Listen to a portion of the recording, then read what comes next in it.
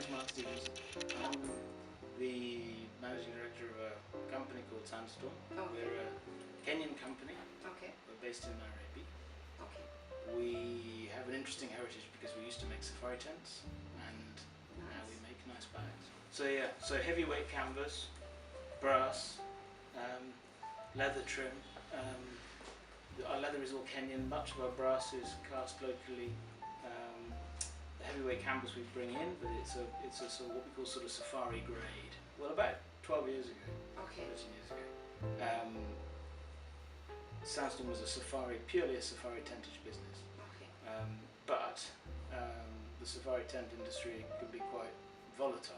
Okay. So business comes and goes, and the company was looking for ways to diversify, Okay. and also ways to sustainably, reuse its materials. Okay. So actually, the bags came out initially as a byproduct Okay. of the tentage business, as a way of using the sort of excess material, the offcuts that came out of making safari tents. It's very different. It's different to safari tents. I wouldn't say it's more lucrative. It's more scalable. So safari tents are 111. It's Okay. purely, it's a very much a kind of custom. Okay. It's a custom business. Okay. And we found that when we started to make bags, that there was a demand for them. That people liked them very much. They liked the story. So gradually our attention shifted, and then eventually we just focused exclusively on the bags and moved away from tents altogether. And I have to say, I didn't come up with the name myself, but what I'd say is that what Sandstorm stands for Okay. is timeless and long-lasting quality. Yeah. So most of the fabric that we use comes from a place called Thika, which is a town northwest of Nairobi. Okay. And there's a wonderful textile mill there that makes a lot of our, not all, but a lot of our canvas and all of our lining fabrics. Okay. And they work with either principally Kenyan cotton, but then also kind of cotton that's sourced elsewhere in East Africa. Okay. Yeah, made in Africa, made in Kenya, made in Nairobi, and we always source materials locally when we can. Sometimes there are certain things like zips and so on that aren't made in Kenya, so we need to bring them in. But if we can find local supply, then that's what we do. Sure. Funnily enough, I was actually speaking at a conference in London on exactly that subject last week. So thank you for that question. Well, the short answer is yes. Okay. But I think there are two parts to that answer. Okay. So I suppose as evidence, I'd say that last year or in the last 12 months we've sold $1 million of bags in Nairobi. And Nairobi's not that big a city. So the consumption is there, the opportunity is there. But I do think that sometimes the kind of the Africa rising narrative is sometimes a little bit confused.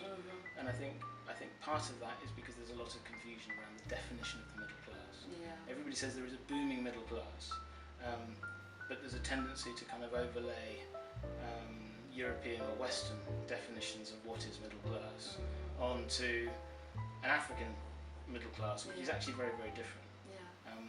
And without getting too heavily into the economics of it,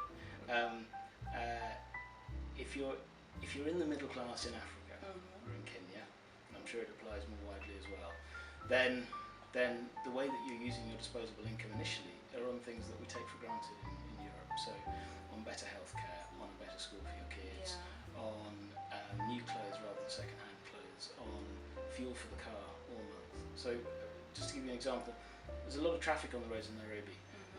Traffic is crazy. Well, it's always crazy, but it's particularly crazy at the start of the month to the middle of the month. And then traffic gets quieter. And that's because people run out of money to spend on fuel to put in their cars and they move back to public transport. Now all of those people that have cars will be classed as being in the middle class. Now, whereas I think our definition in Europe is about disposable income, discretionary income to spend on nice things. And I think that if you define it that way, I think the audience is much, much smaller than perhaps it's being presented. But nevertheless, it is growing, and there is absolutely an opportunity. But I think that one of the things and it's an education job that we need to do. We talk in our own shops and in our marketing about being made in Nairobi. there's a very simple reason for that, which is that principally our Kenyan customers, when they come in, they don't believe that we're made in Nairobi. They say, well, come on, you must be made in China or Thailand or somewhere. Because they look at the quality and it's not what they associate with, in their minds, being Kenyan quality.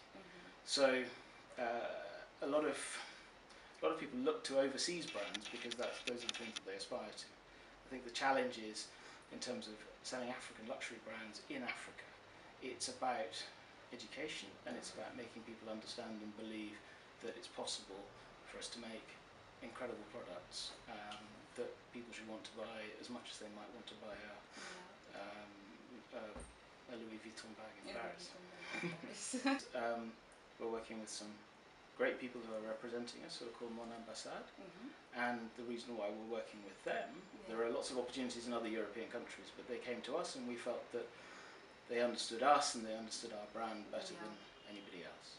So absolutely they're going to be representing us, and that we're going to be seeing lots of our kind of classic sort of safari style bags, but also interesting collaborations that we're pursuing with other designers, working with different colours and print and so on. So there's going to be there's going to be some interesting things coming.